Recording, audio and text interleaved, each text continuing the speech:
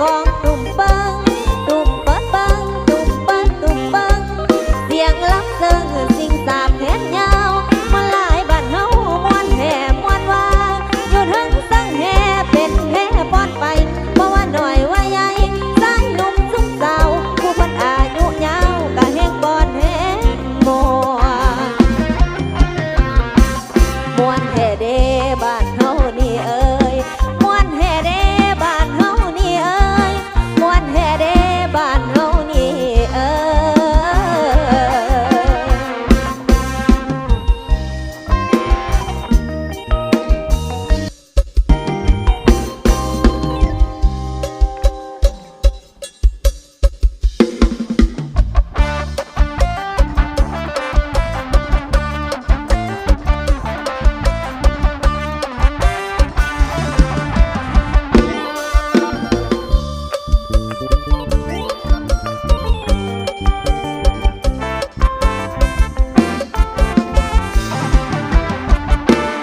สาวเมืองเหนือหมดเหลือจึงได้มาพอไอ้หนุ่มโซเฟอร์นี่น้องจะคล้องคอด้วยความหวังดีแล่นรถขึ้นลงโดยสารขนส่งมาหลายปีทุกเที่ยวต้องจอดตาสีแวะคนดีสั่งกินต้มไก่ติดอกติดใจเจ้าของต้มไก่ฮันนี่โอ้สาวกาสี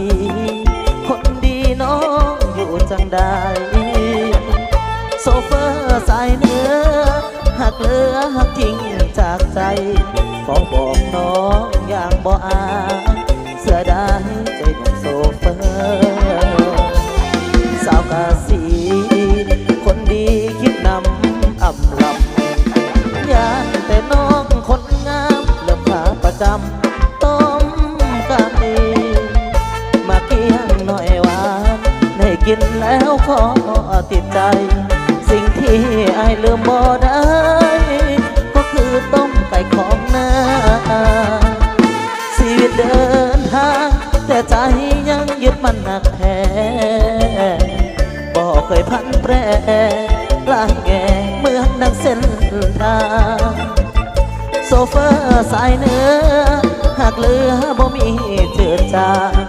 อย่าลืมโซเฟอร์สายทางลงหักนางสาวเมืองกาสี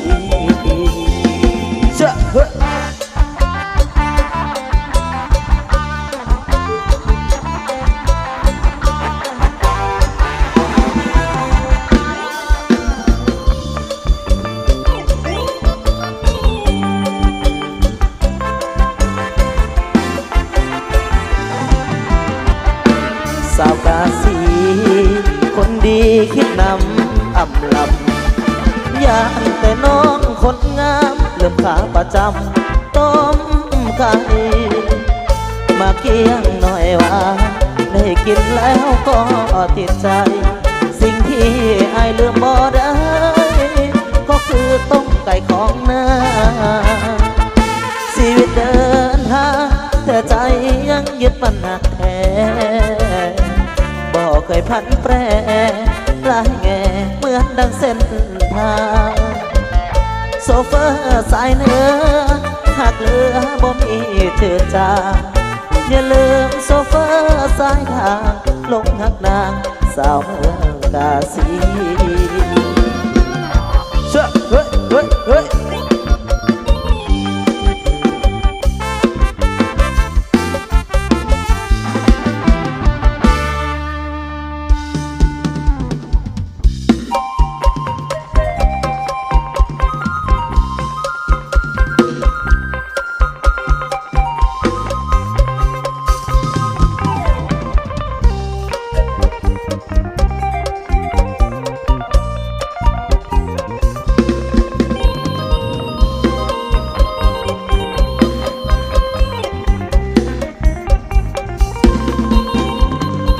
ลมเอ้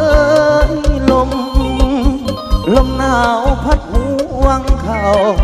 ลมเอ้ยใส่ไฟบอกสาวให้กลับบ้านเอาพี่นี้เขาเหตุงานอยู่เมืองไทย ยุคแห่งสุราธานีอายมานั่งคอยคนดีหยุดที่แคมป์ของมองเก่าลมโหยวอยใจคนคอยวางคอยอูใจแห้งเทดีปุกเดปุกนำผู้สาวนัดกันงานออกพรรษาสัญญาสิมาบ้านเฮามานั่งเบิ่งสวงเหือมองเก่ามองสองเฮานั่งเบิ่งพี่กายลืมแล้วบ่ลาสัญญาน้องลืมแล้วบ่ลืมแล้วบ่ลืมแล้วบ่ไปอยู่ไทยได้แฟนคนหล่อเลยลงมนสตอเดียนตายเจ้าคงลืมมากกะทินได้กินสตอฟักไงโทรมาหาอายยามใดก็เว้าไทยปักตายย้อยย้อยคนเอ้ยคนใจดำคือมือใจนาดินดำฟ้ามือบอกคือคำเบาจากน้อยปากใจน้องบ่ตรงกันเปลี่ยนพันวันละหลายร้อยโทรมาบอกอายให้คอยรถมิดจอยคอยท่าบ่เห็นมา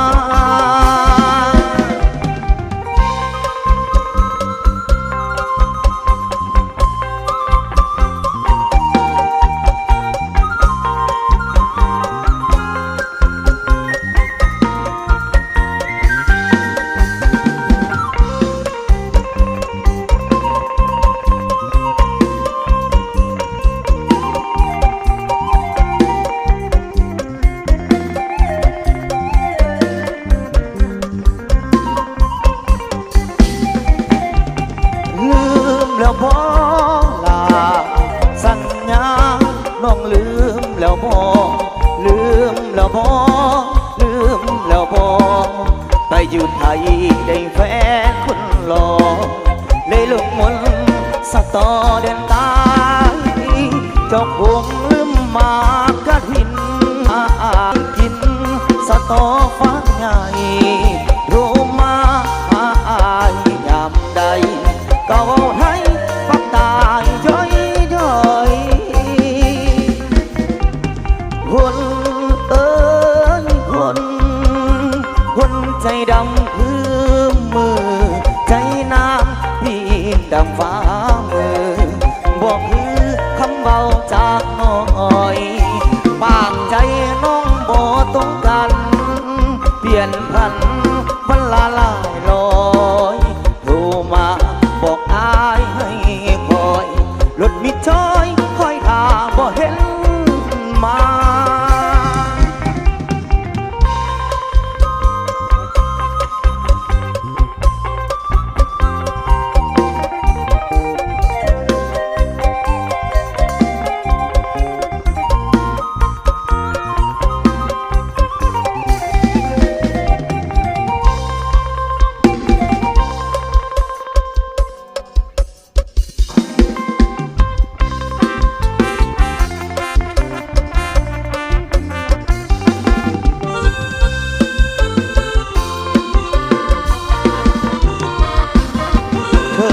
หลังโตอันโออา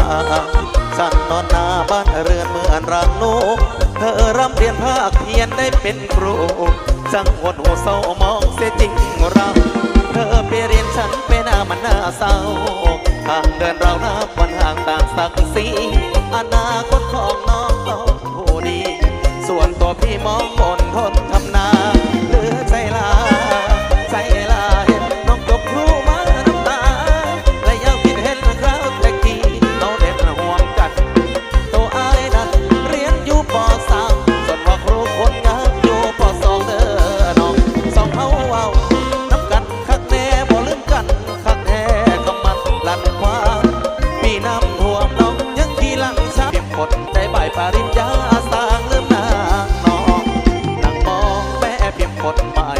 น้ำตาพี่ไหลอาบลงไปนะไม่อยากโทษบุญวาสนาเรามันอีกาส่วนน้องยาหงทองขอมองให้เต็มตาหน่อยถึงแม้บุญน้อยก็ยังคอยเลี้ยวแลได้เวลาต้องไปปานกันแท้ใบมาแบกแหลงน้ำตามเคยอกเฮาอย่าไปหวังเขาเลยเขามันใช่ไรค่าเขาอีกาทำต้อยบอกไว้ได้โกรอเรียบส่งไปตามทงหากินใส่ทวินสาวครูสิซ้ำใดเดดีดำทีลี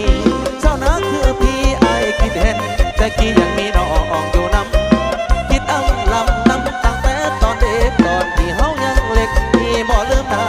น้องสองเฮาเว้าน้ำกันอ้อมพี่กระป๋องคนเงี้ยอยู่พวกแต่รอเทียนนกอีเอียงเพียงผู้จูจีรักกันมาหลายปีพี่บ่มีวันเกลือลงเพื่อนชวนเดินเตะมาคักหลายดีกูสวยเก๋จังเลยหนุ่มเจ้าหน้าได้แต่มองเฉยๆแต่คิดอยากลงเลยบอกละว่าจาชาวนาอย่างเราเฝ้าแอบฝนรับคือเจ็บแสบไม่แนบเพียงกายหัวใจคงได้แต่มันมาเห็นครูเดินกายไปสอนนักเรียนเวียนลายเมื่ออยากไปเรียนหนังสือน้ำนองคือเก่าแนวหักบอกลาเบาเท่านั้นตามสกุลใจว่าวนแก้มจูนพูนมองหาวาสนาชาวนาสิสัมพอเพียงนี้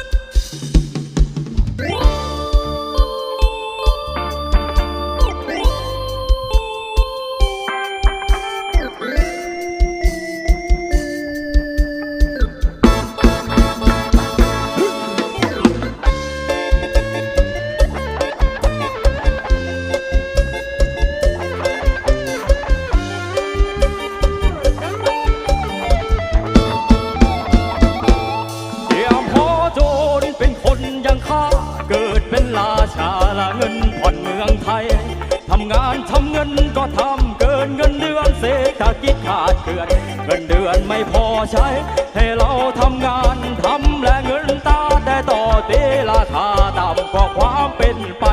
การค้าการขายก็คิดให้มีเงินผ่อนดาวไม่เดือดร้อนละผ่อนตามสบายข้าวของเครื่องใช้ก็ซื้อได้ด้วยดาวผ่อนกันยาว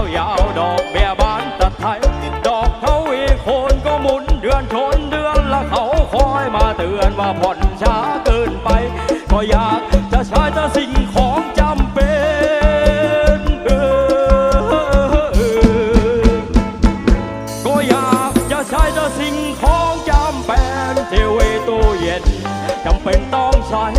ความสุขเล็กน้อยนี่ว่าจะถอยวิดีโอมาใช้ดูหนังโป๊ที่การเกิดเมืองไทยให้ลืมทุกโศกลืมโลกวกวนลืมหน้าคนบางคนที่ชอบเอาเปรียบอยู่รำไป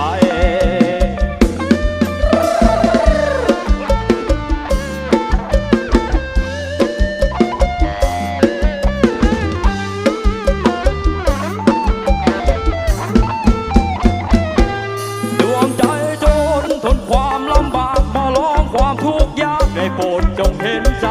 อย่าให้สินค้าแพงอย่าให้แรงงานถูกอย่าให้ใครมาผูกตลาดค่าของไทยอย่าให้ใครมาแย่งมาขนแรงไปต่างเมืองไปทำความลุ่งเรืองมันน่าอายน่าอายประเทศไทยไม่ใช่ตะวันออกกลางเห็นเพื่อนไทยเดินทางแล้วใจหายใจหายถึงฉันจะกลายเป็นราชาดาวดอกฉันก็ไม่เสียใจหรอกก็อุดหนุนคนไทยแต่ขอให้เพียงคำหนึ่งถึงหัวอกคนจนอย่าปล่อยให้เขาสับสนจนหมดหนทางไปอย่าปล่อยให้เขาวกวนไปชนคุกตารางพอเบิดสิ้นหนทางจะเดินหนทางได้อันเมืองไทยไอโอโด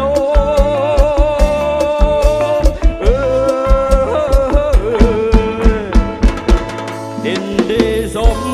เป็นนาสู่วันเพื่อนเอ๋ย เราชักชวนต้องช่วยกันมุ่งมั่นทำ